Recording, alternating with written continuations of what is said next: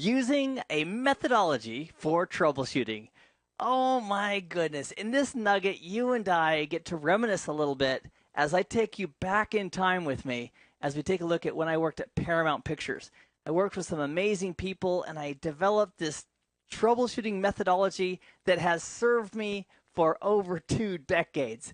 I want to share it with you in this nugget, and then we'll take that logical methodology for troubleshooting, which can be applied to networks, relationships, your toaster, whatever, and then we'll apply it to a live network as we identify a problem and use the methodology to logically go through using the tools we've already learned in previous nuggets in this course to solve the problem. I'm really excited, so let's jump in. Back in the 90s, I had the opportunity to work for Paramount Pictures in Hollywood, California, and I had a blast. I had a lot of fun, and I had several responsibilities there, but one of them including working with a really great team of technicians. And whenever a problem would come up, sometimes they would solve the problem, which is great, and sometimes they would come to me with a problem.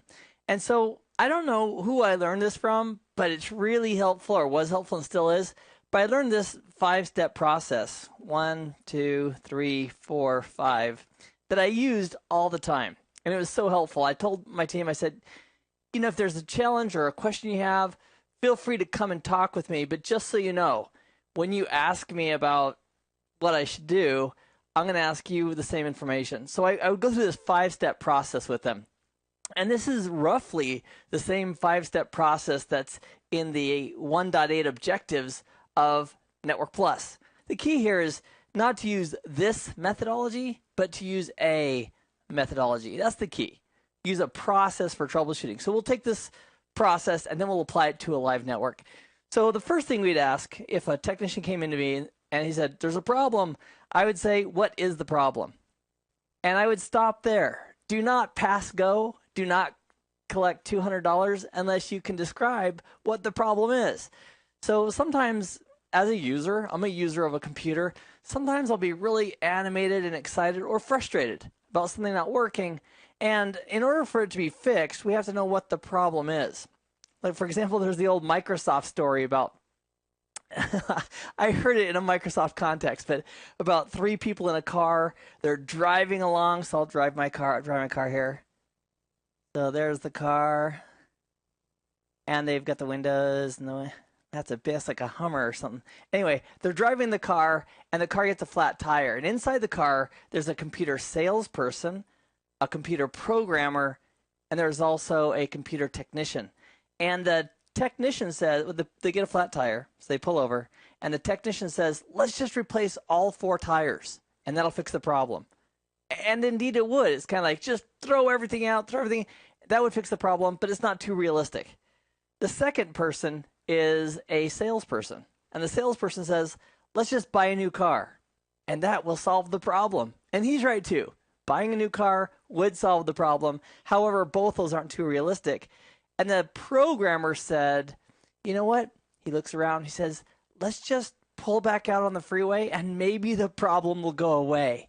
And the reason that's funny is because sometimes a reboot of a system does solve a problem. Something that was out of whack, or DLLs, or some other software that wasn't cooperating with another piece of software. Rebooting sometimes does help, but it's not the solution for everything, obviously. So let's take our network, and let's say that we've identified a problem, and let's say that the problem is a PC. So we have 3 PCs on our network. This represents a shared network segment. And of course, physically, this would all be probably tied to a switch with patch cables from the PCs. This is PC1, PC2, PC3. They're all tied in. And we get a call from the user at PC1. So we'll say that's Bob. And Bob says, the network's down. Okay, great, Bob. Thanks for reporting in. Let's talk about what that means. Does your computer have lights on it? Meaning, is the screen lit up? Because if maybe the PC's powered off. The PC's not going to communicate on the network if the PC's powered off or not functioning. So great. We could say, is your computer on? Yes, the computer's on. And we could also take the look at the OSI reference model. Remember how the OSI works? At layer 1, we have physical, and then going up the protocol stack, it's all logical, meaning we have addresses at layer 2 and addresses at layer 3 and transport layer 4. But we could say, well, since your computer's on, can you check the cable? Is the cable physically attached? So what we're trying to do is we're trying to gather information and identify what the problem is, if we can. So, and maybe that's why did it happen, but we're trying to gather information. So Bob says, the cable looks like it's in place. I can't log in. I'm not even getting a login prompt for the network. I can't connect to the network or any of its resources. So another next step is we might say, so why did this happen? Now, most of the time, when something used to work and it doesn't now, something changed. And I know that sounds so obvious. It's like, yes, Keith, something changed. It used to work and now it doesn't.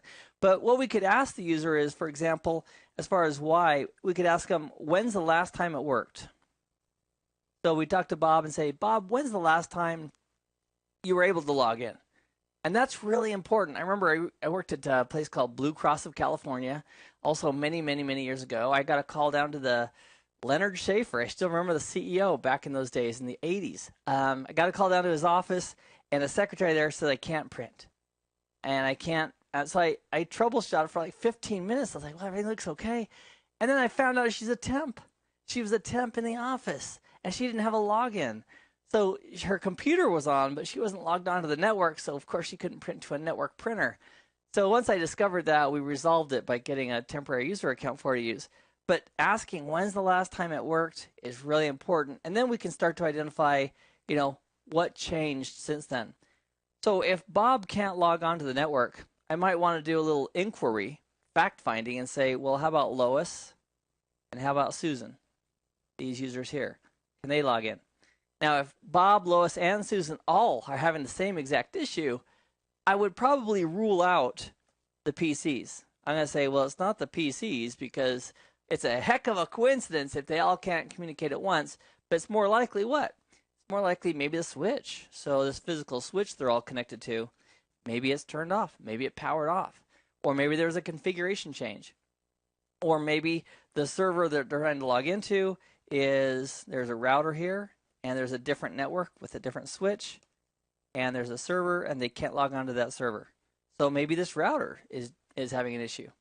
So the process of troubleshooting, first of all, identify as clearly as possible what exactly is the problem. I can't save my document, or I can't log onto the server, or I can't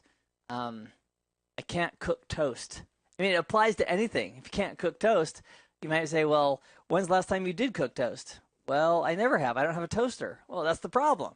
Now, if they had a toaster, and I use this as an analogy because the troubleshooting methodology can be applied to virtually anything. It's just the process. So what's the problem? Why did it happen? When's the last time it worked? And then we get to go ahead and put our brains in the mix. What are the probable or realistic solutions once we've identified the problem? For example, if all these users here can't communicate and all their machines are down, it's not just Bob, yet maybe I have another group of users over here on this switch, and they're all fine. I probably have, maybe it's an interface problem here on a router, or a switch that's powered off or somehow misconfigured. So what are the probable or realistic solutions? We could buy a new switch. We could move Bob, Lois, and Susan to other computers. But those aren't too realistic for the real world. Realistically, we'd want to take a look at that switch. And that's also one of the aspects of escalation. Maybe you and I aren't in charge of that switch. We've isolated it. They call us a fault domain. A fault domain is the area where the failure is happening. So we've isolated it to this switch. Perhaps that switch isn't managed by us. We could escalate it. So let's say we do manage the switch for this example. What are the probable or realistic solutions? We might need to look at the switch. And if it was powered off, power it on. And if you power it on, we might have to wait 3 or 4 minutes while it powers on. Now, if it's powered on and there's users who are connecting, and there's some users that do work, power cycling the switch would not be a really good solution. Why? Because we don't want to cause any damage. We don't want to make it worse. So we want to identify what the probable or realistic solutions are to fixing the problem once we've identified the failure or the fault domain, and then pick one. And of course, if we can test it without making it worse, that would be really important. So in the world of routers and switches, here's a router. And here's a switch. I'll label it.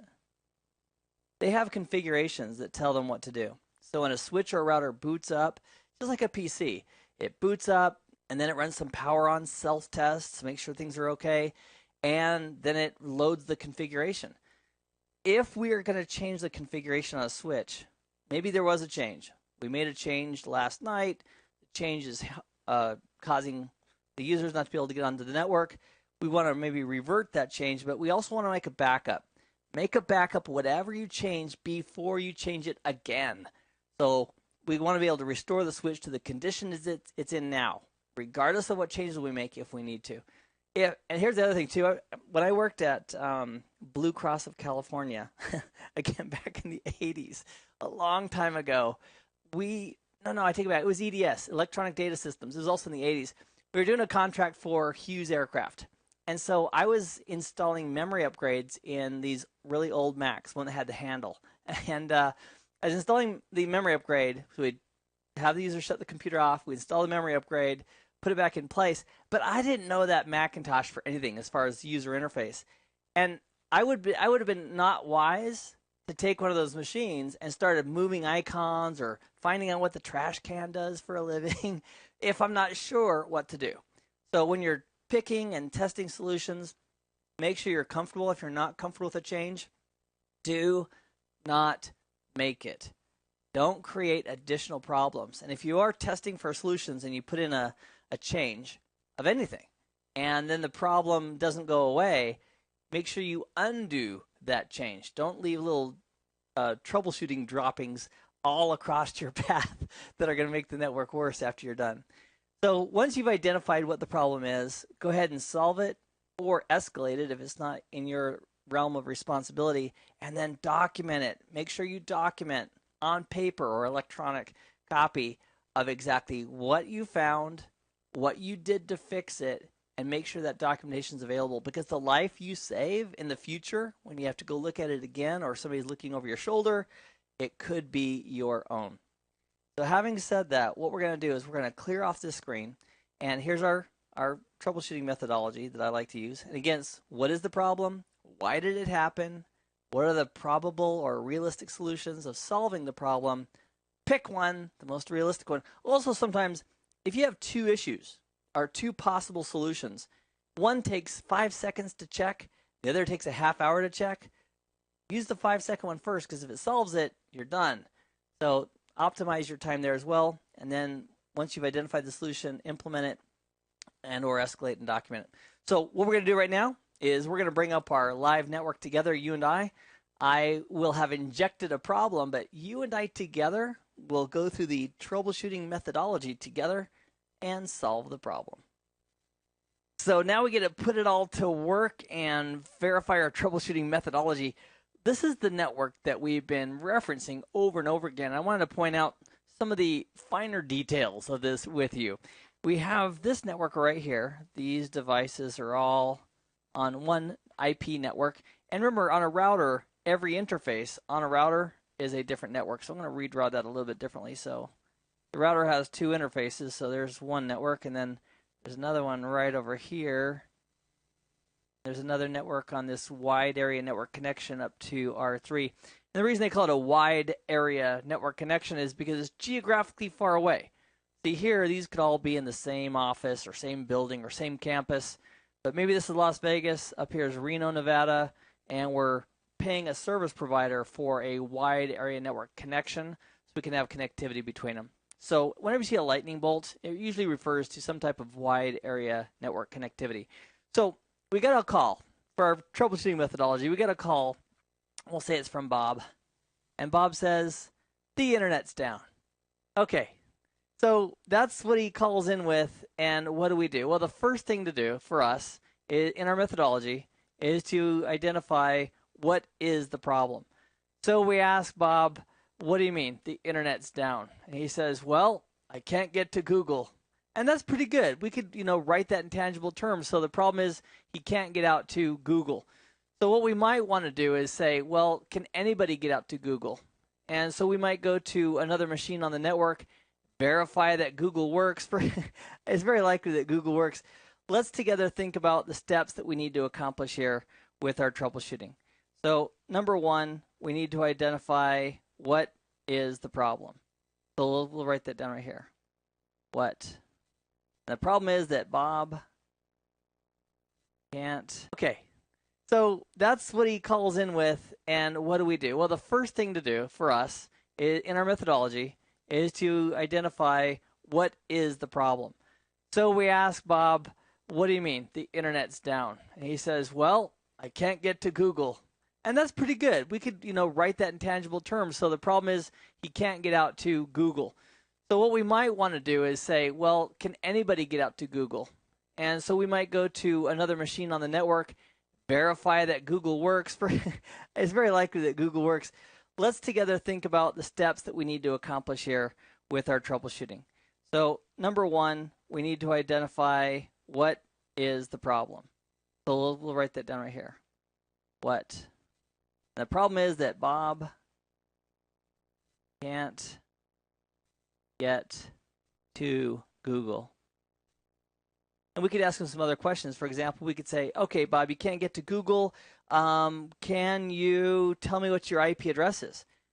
So let's start there too. If he's on the phone, we can just have him do a couple basic commands. And check this out. These are commands that you and I already know. So we're going to bring in his PC, and we'll pretend this is his PC, which is right here. And if we wanted him to tell us his IP address, how would we do that? We know this from a previous discussion, so how would we get him to tell us what IP address he has? Well, Keith, is tough because he might be assigned an IP address from DHCP, right? Yes, right, perfect. So how do we find out what it is? Well, on the phone, we ask him if he would please click on Start, bring up a command prompt, and it's slightly different based on if he's on Windows 7 or Vista or XP, but it's similar too. And from here, what would we type in to verify our IP address? You got it, IP config. So we have him type IP config, and this is the 10.1.0 network. He's got a 10.0.1 address. Looks good. Looks like he's missing a default gateway too. Wow. So then we could say in our scenario, what's the problem? He can't get to the internet. Now we can get to the why. It's very possible he can't get to the internet because he doesn't have a default gateway configured. And we might ask him, when was the last time it worked? And maybe he says, oh, it worked yesterday, it worked this morning, I got back from lunch, and it's not working now. And we want to find out what happened between this morning when it worked and now when it doesn't. So based on him not having a default gateway, and also take a look at the IP address, the first 3 octets of the network based on this mask right here, he's got 10.0.1, the network is 10.1.0. That's like telling somebody that lives on 1st Street and they think they live on 2nd Street. So he's totally messed up as far as where his PC thinks it is based on the IP address. Everybody on the 10.1.0 network has to have the first 3 octets of 10.1.0. That's what gives everybody the same exact street name. So to fix this, we might have him over the phone because we still could be buildings away from him. We could have him go to Edit in Control Panel.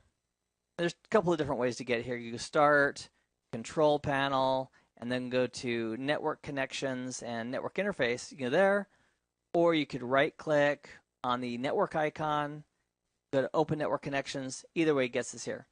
So there's our network interface card, and we could just ask him to right-click on that, go to Properties, and take a look at the properties of the TCP/IP protocol suite right here. So you could double-click this or click on Properties either way, and take a look at this.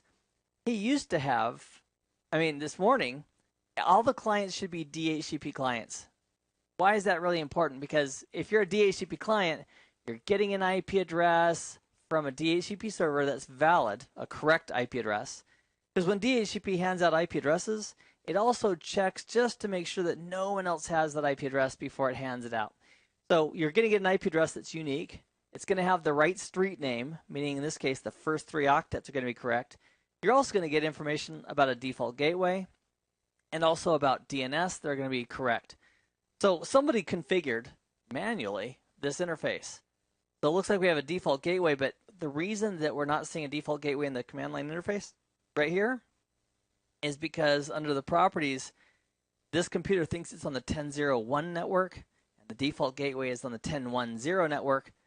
It doesn't think it has reachability. It thinks the PC thinks I'm on street Y, the router's on street K. I can't even get there from here. So we can fix that by just doing obtain an IP address automatically, clicking on OK, close this, and the PC should automatically in the background get an IP address via DHCP. So now we could say, okay, as far as our troubleshooting process, what's the problem? Well, the problem was that Bob couldn't get to the Google. As far as why, we had an IP address that wasn't compatible with the rest of the devices on this network. So I'm going to just put wrong here. A wrong IP address. And the possible solutions. Okay, so the solutions might include use DHCP, and that should automatically hand him a correct address. And before we actually walk away and say, Bob, you're done, we'd want to go ahead and simply verify that it now works. So now that Bob has an IP address, or we think he does, now we can go ahead and test some basic connectivity. So we'll bring back his computer, which is right here. And let's do a couple basic tests. Now, what I like to do is you could do a ping, and there's two schools of thought on this. And we're going to review some commands we've already practiced with, but one school of thought is maybe have Bob try to ping Google. But there's a lot that can go wrong between here and the internet. So maybe we have Bob ping something local, like his default gateway, just to verify that everything right here is solid. So that's what I'm going to do. I'm going to say, Bob, could you do me a favor? Could you see where it says default gateway 10.1.0.1? Could you type in ping, P-I-N-G, and make sure he's got it, space, and then number 10.1.0.1, and tell me what it says back to you. Now, if he does this from a Linux box or a Macintosh, the ping is going to go on forever and ever, and you have to tell him to hit Control-C to stop it. But with Windows, it gives 5 pings, and it has basic connectivity. So you say, great, Bob, you're doing great. So our goal was to identify, what the problem is. Bob can't get to the internet. Why? IP address issue. The solution, make him a DHCP client, and then we can go back and say, Bob, why not try to go ahead and go out to the internet now? So he brings up a browser, and we open up www.google.com, and he still can't get there. So we're thinking, wait, stop the truck. Wait a sec. So Bob he couldn't get to Google. He had a bad IP address. We solved that by making him a DHCP client, and he can ping his default gateway, but he still can't get to Google. So the solution that we had, which was making him a DHCP client, we tried it. So in my process, we have what's the problem, why did it happen, what are the possible solutions, try it without doing damage, and he still can't get to Google. So what we might do at that time, let's say that we're at this Linux box right here. We're across the network. If we wanted to try to ping him because we know his IP address now, because we just looked at it. In fact, let's look at it again. His IP address is 10.1.0.53. We could try pinging that device from where we are. And that would verify that he can communicate outside of his local network over to us. So this communication right now is going to go between this Linux box right here and this PC. So I'll bring them back up so we can see. So we go ahead and do a ping. Now, one of the great things about using the common commands that we've been talking about is that things like ping, P-I-N-G, you can use that on virtually any computer. So this is a Linux box. I'm going to go to a terminal. That's simply how you get to the command line interface on Linux. And let's do a ping. And let's ping 10.1.0.53. And that works. That's us on the far side of this wide area network pinging that Windows machine. So what do we know from that? I'm going to do a Control-C to break that or to stop the ping. And let's take a look. So we tried making a DHCP client, and now we have connectivity from the Linux all the way to this. That means the switch isn't the problem. The router, at least for this network, isn't the problem. This router isn't the problem. Now, it could be lots of things. We're trying to isolate the fault domain. So let's use another tool. that we've already used before to help verify and identify what the problem is. And the tool I think we ought to run is NSLookup. NSLookup will help us verify whether or not, Internet Explorer couldn't open the web page, couldn't get to Google. So let's use NSLookup to verify whether or not Bob is able to resolve the name of google.com to an IP address. Because when we pinged from this Linux box over here, we were using the IP address. There was no name resolution involved, so it could be a name resolution issue. So what is the command?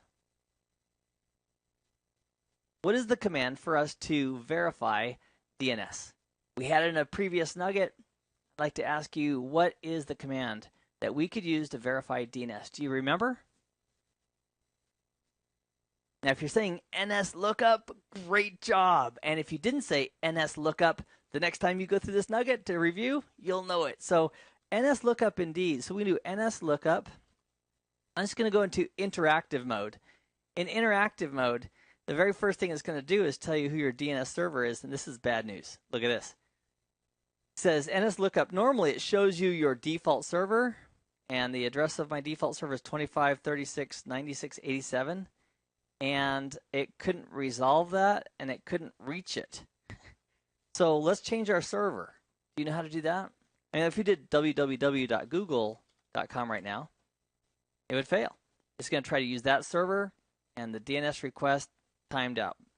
So if we want to change the server, we say server and specify 8.8.8.8. So we're changing our DNS server to 8.8.8.8.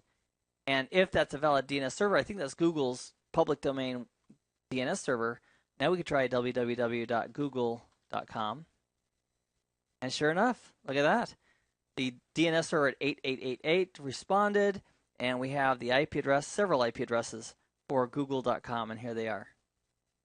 Fantastic. So that's how we could use the tools that we've already learned, such as ping to verify basic connectivity.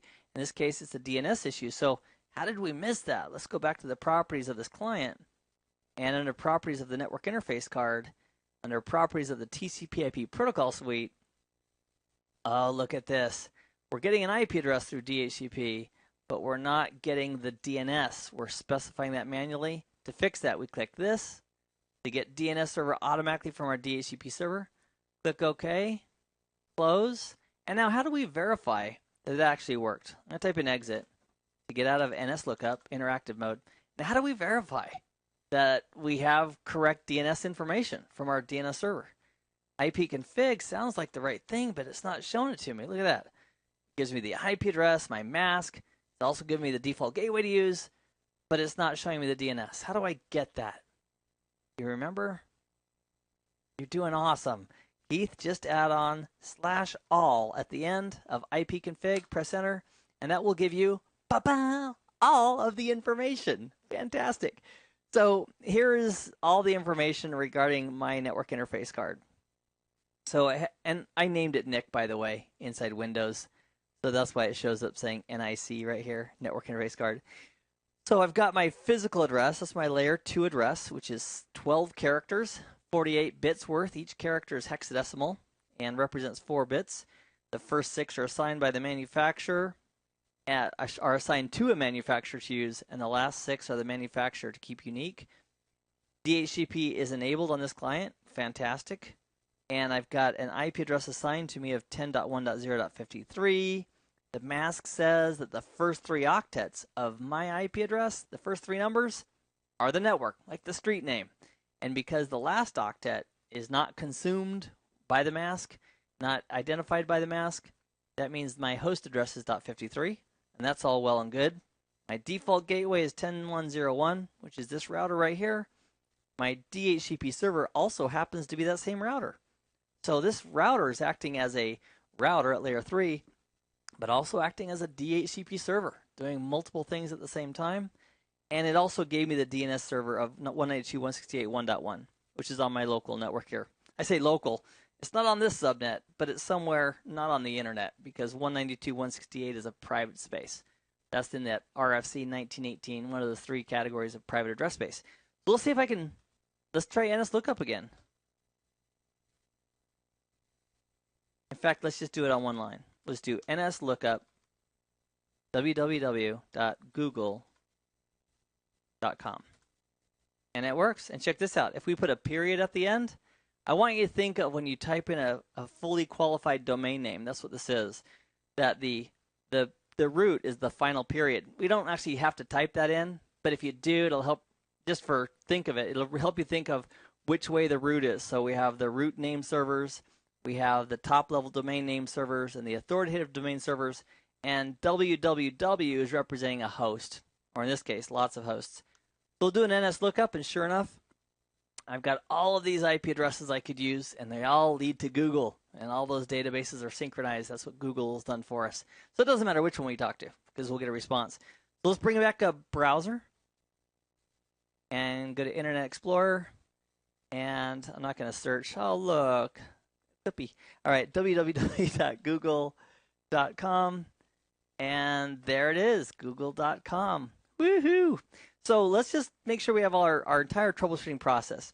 What is the problem? Couldn't get to Google. Why? So we did some research. We identified that his IP address was messed up. One of the possible solutions was make him a DHCP client. We tried it. It had a little bit more success, but not still Google. So then we went back and we basically reiterated the problem. We might have to escalate it as well if we can't solve it on our own. But we went back and determined with the tools we learned in these nuggets, like NS lookup, that it was a DNS issue. That computer couldn't correctly access DNS, and so name resolution was failing. So once we've identified possible solutions and tried it, we want to solve the problem, implement the solution, which is important. And then what was the last step? The last step involves documentation. And the last step also could be after you've tried, various things. Now, your solution might be, how do we prevent this user from doing that again? So part of the long-term solution, maybe you have control through Microsoft Active Directory with policy that says end users are not allowed administratively to go in and change the properties of their network. So one of the long-term solutions might be a policy being applied through Microsoft, so through your Active Directory, through your domain, so you're going to prevent that from happening in the future, and also to document what the problem was. Because I'll tell you what, if this user, how did that get changed, really? How did that get changed? Someone went in and made those changes. It was me in this case, so I'm guilty. But if it was a production environment, it was that user, or somebody playing a joke on that user. Maybe somebody downloaded an article and said, oh, you can get more speed out of your network by making these changes, and he made some changes and put back the information incorrectly. So we want to document what the problem was, and next time, check this out. A week from now, if Bob calls again and doesn't have access to Google, we're not going to go through all of this process. We're probably going to go straight to IP addressing, see if that's the problem, and if it isn't the problem, then we can start on the entire process and go through it. Our goal in this nugget was the methodology, clearly identifying what happened, meaning what doesn't work, assess why it's not working, the probable causes, think of a solution or two that might fix it once you've done your research on why it's happening, implement the solution, test the solution, make sure the solution works, and then once it's done, you want to document it and then move forward. I hope this has been informative for you, and I'd like to thank you for viewing.